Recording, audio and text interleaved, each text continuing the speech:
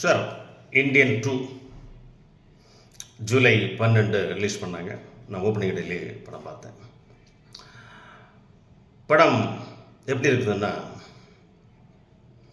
Indian 2 கிட்டத்தட்ட ஒரு 6-7 வருஷமாக எடுத்துகிட்டு இருக்கிறாங்க. கொரோனாவுக்கு முன்னாடி ஷூட் பண்ண படம் ஒரு 6-7-8 வருஷமாக போயிட்டுருக்குது.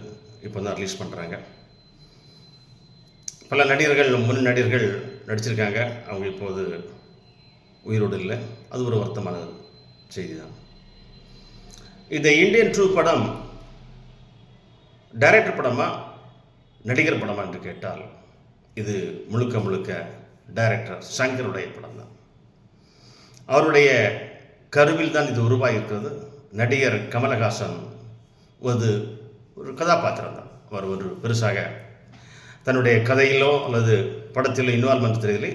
அவருக்கு கொடுக்கப்பட்ட கதாபாத்திரத்தை சிறப்பாக இந்தியன் 2 என்ற தாத்தாவை மிக அருமையாக செயல்படுத்தியிருக்கிறார். அரசியலில் அவர் ஒரு ஜீரோ, ஆனால் சினிமாவில் அவர் தான் ஹீரோ. அரசியலில் ஒரு ஜீரோ, ஹீரோவில் சினிமாவில் ஒரு ஹீரோ. அரசியலில் 100% அட்டர் வேஸ்ட், அதெல்லாம் முடியல. மக்கள் நீதி மையம் ஆரம்பித்தார், அது ஒழுங்காக செயல்படுத்த முடியல. எம்எல்ஏலையும் தோத்துட்டார், எம்பிலையும் போட்டியிடலை. ஆண்டு கொண்டிருக்க கட்சியோட கூட்டணியில் இருக்கிறாரு. அடுத்த ஆண்டு ராஜ்யசபா எம்பி ஆவாரா என்று தெரியவில்லை. அரசியலில் தோற்றுவிட்டார், ஆனால் சினிமாவில் ஜெயித்து கொண்டே இருக்கிறார்.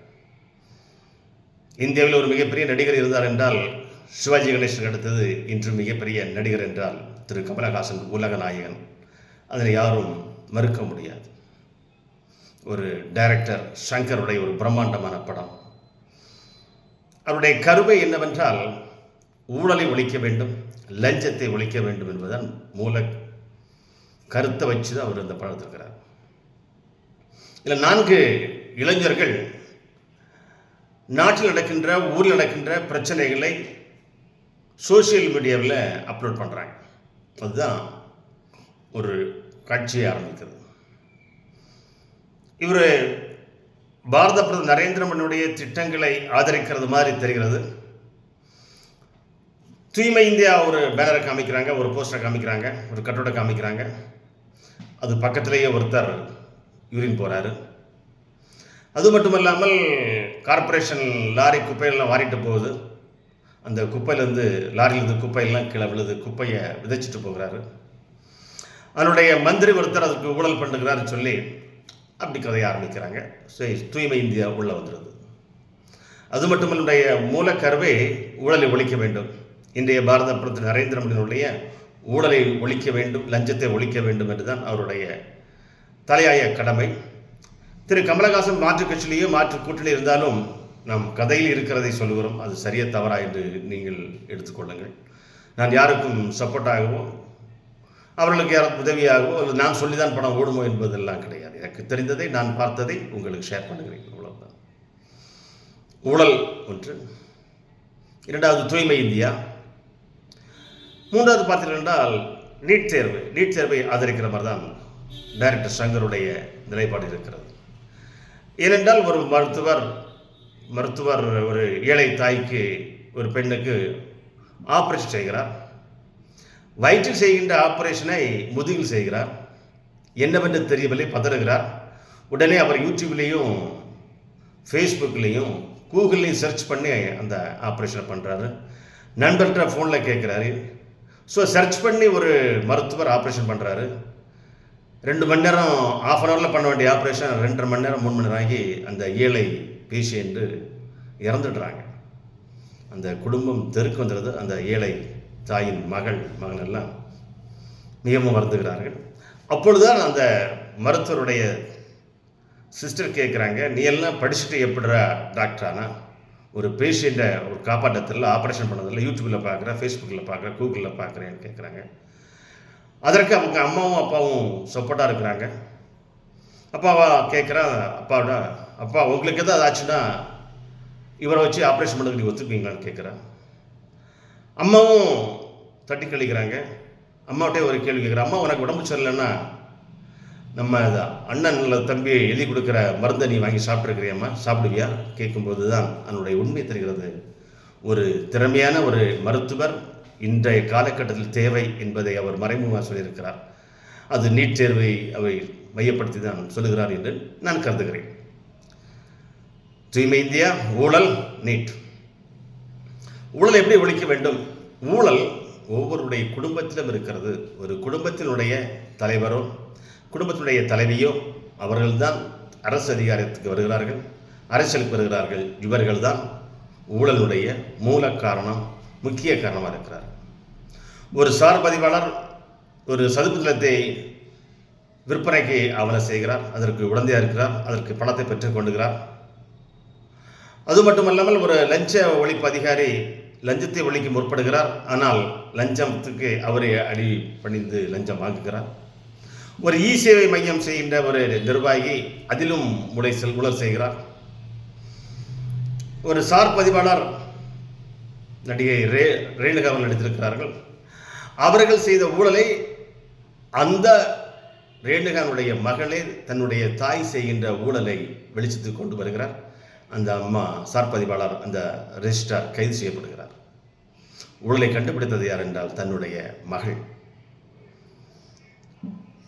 இன்னொன்று பார்த்தீர்கள் என்றால் தந்தை லஞ்ச ஒழிப்பு அதிகாரி அவரே ஊழல் செய்கிறார் என்பதை அதை கண்டுபிடிக்கிறது அவருடைய மகன். அதில் ஒரு அழகான ஒரு விவாதம் வருகிறது.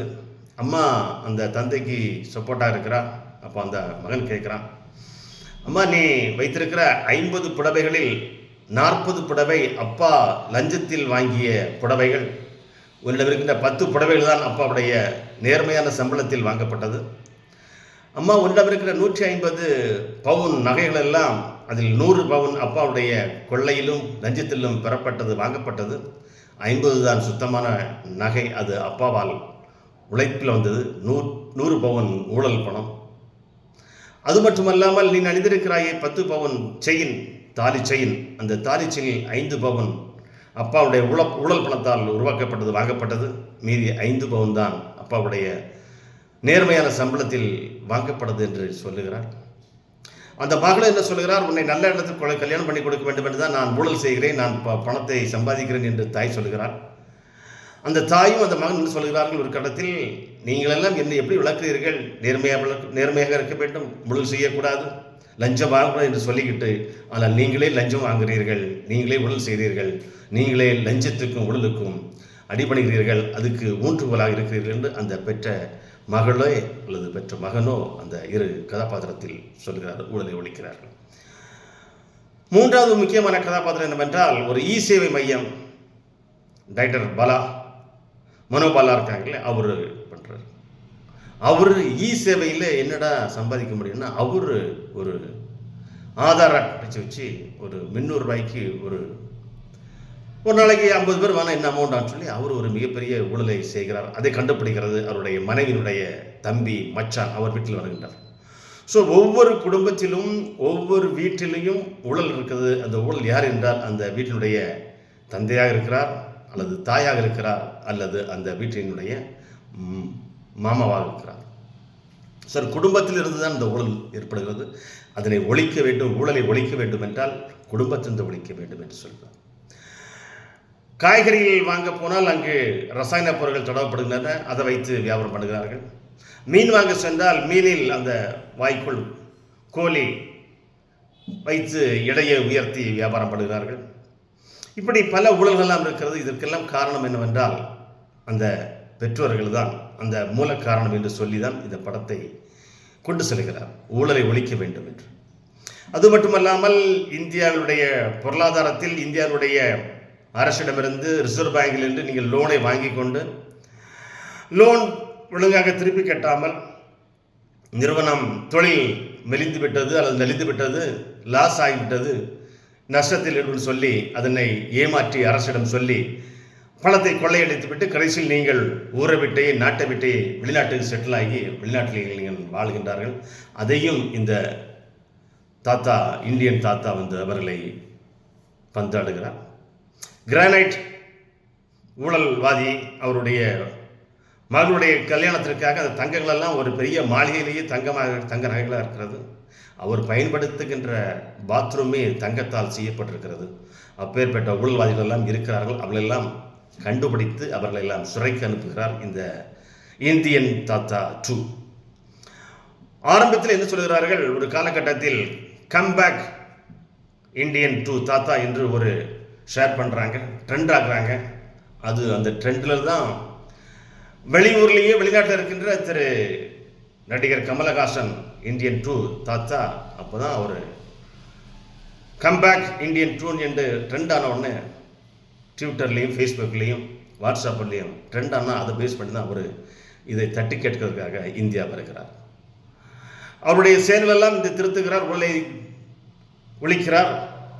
ஊழலை ஒழிப்பதனால் அந்த குடும்பம், அந்த தாய்க்கு உள் பிறந்த மகள் வேதனைப்படுகிறார். அந்த ஊழல் அதிகாரி இருக்கிறாரே, லஞ்ச ஒழிப்பு அதிகாரி, என்னுடைய மனைவி சூசைட் பண்ணி இறந்து விடுகிறார். அந்த மகன் தெருவில் இருக்கிறார்.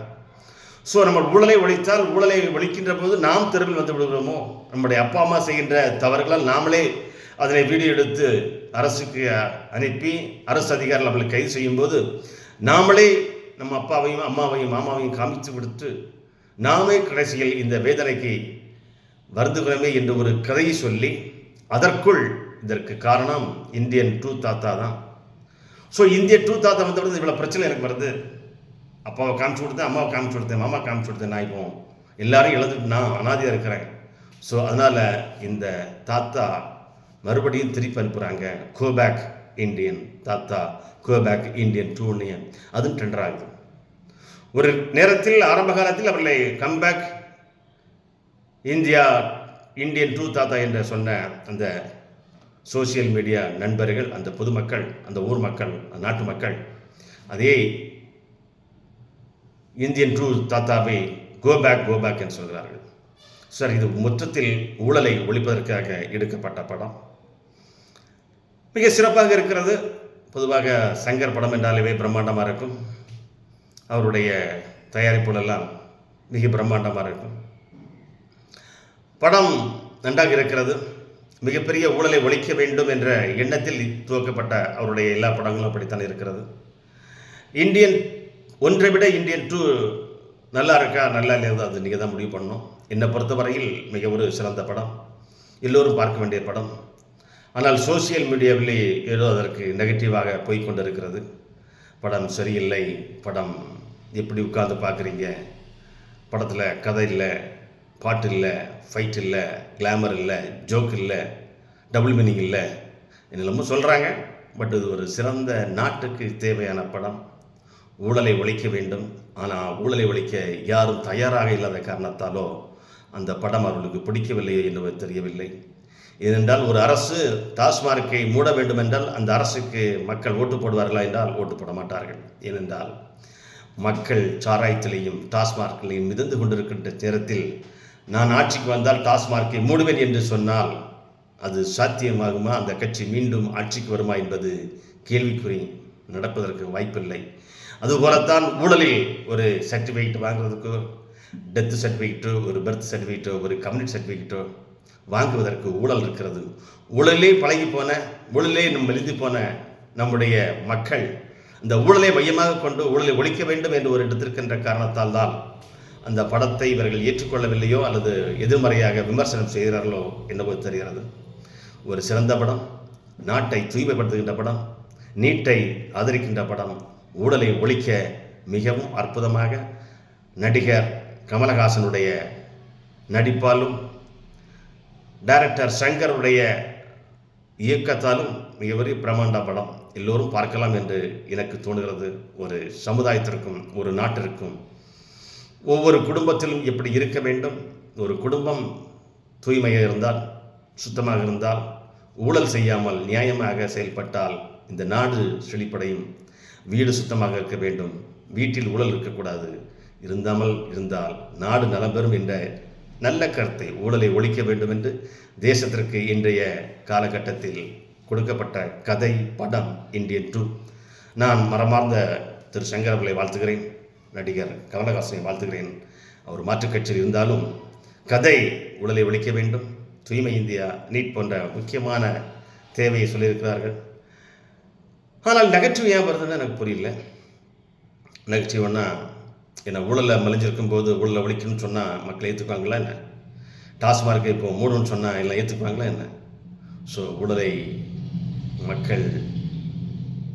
மக்கள் ஊழலிலே திளைத்து கொண்டிருப்பதால், ஊழலை ஊறிக்கொண்டிருப்பதால், ஊழலை பற்றிய படம் எடுத்த காரணத்தால் ஃபேஸ்புக்கிலையும் ட்விட்டர்லேயும் வாட்ஸ்அப்லேயும் சோசியல் மீடியாவிலையும் சங்கர் இயக்கிய இந்தியன் 2 படம் சரியில்லை, எதிர்மறையாக கருத்துக்கள் பதிவிடுகிறார்கள். அது ஏற்புடையதில்லை. ஒரு நல்ல படத்தை பல ஆண்டுகள் 6-7 ஆண்டுகள் ஆனாலும் ஒரு நல்ல படத்தை கொடுத்திருக்கிறார். படம் வெற்றி பெற வேண்டும். இது ஆளுங்கட்சிக்கு உதவியாக இருக்கிறதோ, அல்லது நடிகர் கமலுக்கு உதவியாக இருக்கிறதோ, சங்கருக்கு உதவியாக இருக்கிறதோ, அல்ல பண செலவுகள் தருகிற பல கொள்ளையடிக்கிறார்களோ, அது தெரியாது. படத்தை பொறுத்தவரையில் ஒரு விமர்சனம் செய்கிறோம். இது ஊழலை ஒழிக்கின்ற வந்தவிட ஒரு அற்புதமான திரைப்படம். இந்தியன் 2 தாத்தா, இந்தியன் 3யும் வரும் மாதிரி தான் அந்த படத்தினுடைய காட்சிகள் இருக்கின்றன. அதனுடைய முடிவிலும் இந்தியன் 3 வரும் மாதிரி தான் சொல்லியிருக்கிறார்கள். இந்தியன் 1ஐ விட இந்தியன் 2 பெட்டராக இருக்கிறது என்று நான் கணிக்கிறேன், தெரிகிறது. நீங்கள் திரைக்கு சென்று பாருங்கள். மற்றவருடைய விமர்சனத்தை உதறிவிட்டு தள்ளி வைத்து நீங்கள் திரையரங்குக்கு சென்று படத்தை பாருங்கள். இது ஊழலை ஒழிக்கின்ற வந்த படமா? ஊழலை யார் நினைத்தால் ஒழிக்க முடியும்? ஊழலில் கலைந்த நாட்டை திருத்த வந்த இந்தியன் 2 தாத்தா, இந்தியன் 2 படத்தை நீங்கள் எல்லோரும் கண்டுகளித்து இந்த ஊழலை ஒழிப்பு என்ற அந்த கோரிக்கையை, அந்த முழக்கத்தை நாமளும் பின்பற்றி வருங்காலத்தில் ஊழலற்ற ஒரு லஞ்சமற்ற ஒரு சமுதாயத்தையும் ஒரு அரசு ஊழியரையும் ஒரு நாட்டையும் உருவாக்க வேண்டுமென்றால் நம்முடைய குடும்பத்தில் இருக்கின்ற ஊழல் பெருச்சாலையும் ஒழிக்க வேண்டும். அதுவே இந்த நாட்டிற்கு நாம் செய்கின்ற மிகப்பெரிய சேவையாக இருக்கும் என்று கூறுகிறேன். நன்றி, நன்றி, நன்றிகள்.